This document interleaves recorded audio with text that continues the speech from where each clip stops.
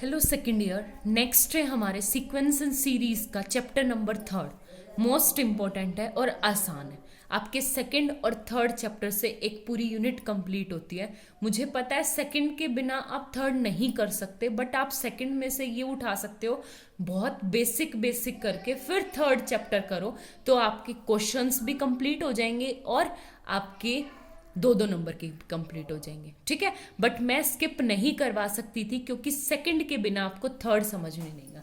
मेरे अकॉर्डिंग, अगर मेरा पॉइंट ऑफ व्यू से आप करो तो आप पेपर के लिए थर्ड चैप्टर बहुत अच्छे से प्रिपेयर करना with examples and exercise questions और थ्योरम्स के साथ। ठीक है, और बहुत आसान है, सबसे बड़ी बात आसान है।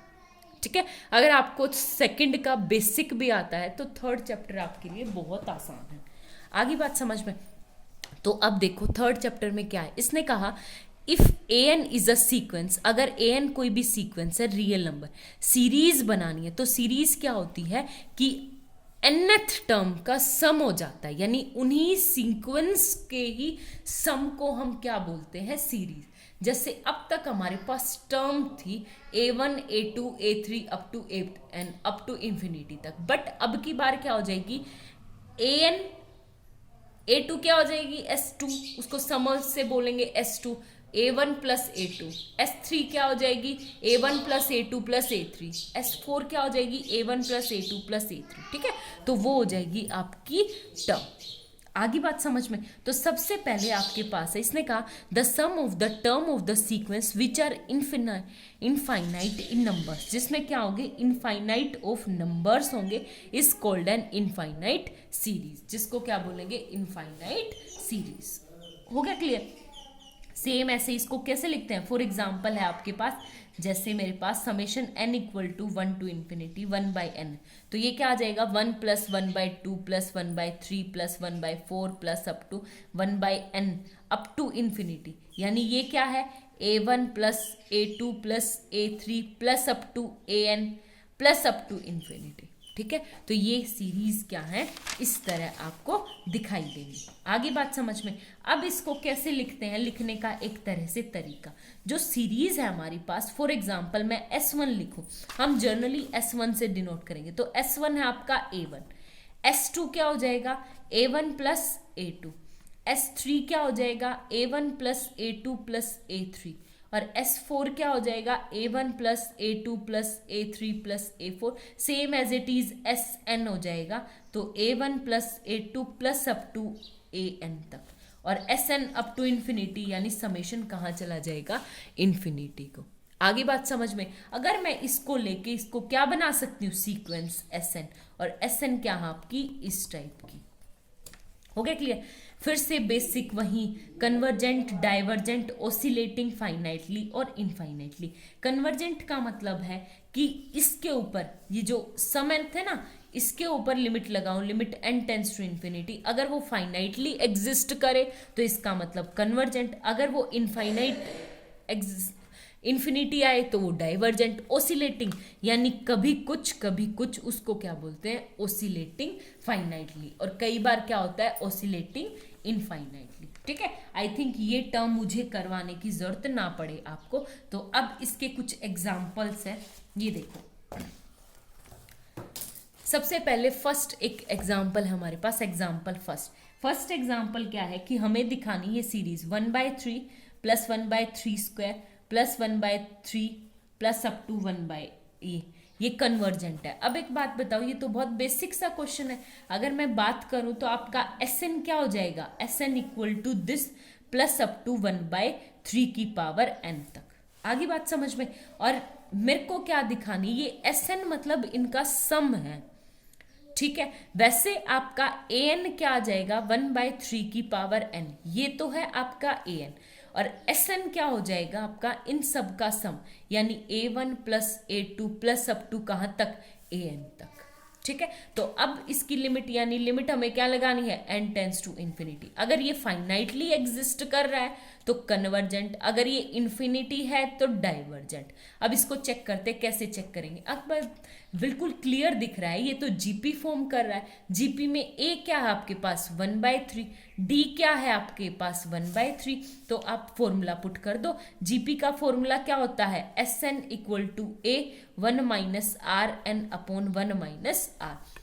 ठीक है, तो अब फॉर्मूला पुट करेंगे तो हमारे पास क्या हो जाएगा, limit n tends to infinity s N equal to limit n tends to infinity a मतलब 1/3 इंटू 1 माइनस 1/3 की पावर n अपॉन में 1 माइनस 1/3। अब मैं यहाँ पे एलसीएम लूंगी तो 3, तो ये क्या आ जाएगा मेरे पास, limit n tends to infinity. इस 3 से ये क्या है, 3 कट गया, 2 माइनस 3 माइनस 1 1/2, और ये हो जाएगा 1 माइनस 1/3 की पावर n। अब एक बात बताओ, जब n टेंड्स टू इंफिनिटी तो 1/∞ 0, तो लिमिट कितनी आ गई 1/2, तो ये कह रहा है इसका सम कितना है 1/2।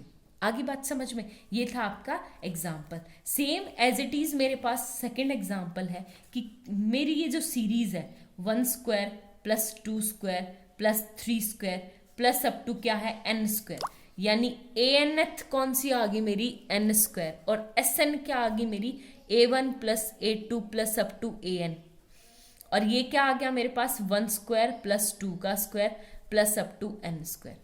हो गया क्लियर। अब एक बात बताओ, एस एन को अगर आप लोगों को याद हो तो 1 का स्क्वायर 2 का स्क्वायर n का स्क्वायर क्या होता था आपके पास, ये है समेशन n स्क्वायर है, n equal to 1 to infinity. तो इसका फॉर्मूला आपके पास क्या होता था, n into n plus 1 into 2n plus 1 upon में 6। ठीक है, इसका फॉर्मूला ये रख दिया। अब दो लिमिट लगाओ, limit n tends to infinity, limit n tends to infinity, तो ये क्या आ जाएगा आपके पास इंफिनिटी, यानी ये सीरीज जो है वो कन्वर्जेंट नहीं है, यानी क्या है डाइवर्जेंट। ठीक है, और किसकी तरफ है, प्लस इंफिनिटी, क्योंकि n tends to infinity plus infinity, तो ये भी क्या जाएगा प्लस इंफिनिटी की तरफ। आगे बात समझ में। ये एग्जाम्पल था आपका फाइनाइट कन्वर्जेंट का, ये आपका डाइवर्जेंट का।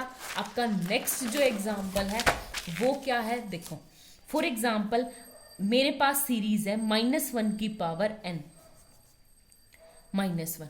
ठीक है, तो इसकी सीक्वेंस पहले मैं बनाऊं तो देखो एक बात बताओ, S1 का मतलब है A1 n की जगह 1 माइनस 1 0, किसी की पावर 0 1। S2 मतलब A1 प्लस A2, तो A1 कितना है आपका 1 माइनस 1 0। S3 यानी A1 plus A2 plus A3, तो ये क्या आ जाएगा 1। S4 यानी A1 plus A2 plus A3 plus A4, और एक बात बताओ A4 कितना है -1, 4 माइनस 1 -1, तो ये 0। S5 कितना आ गया, फिर से ऐसे ही 1। तो आपका सम क्या रहेगा, अगर मेरे पास देखो Sn क्या है, जब 1 3 और 5 यानी ओड है तो 1 और इवन है तो 0, तो इसका मतलब 0 और 1 के बीच ओसिलेटिंग फाइनाइटली रहेगा, यानी Sn क्या है वो ओसिलेटिंग होगा फाइनाइटली।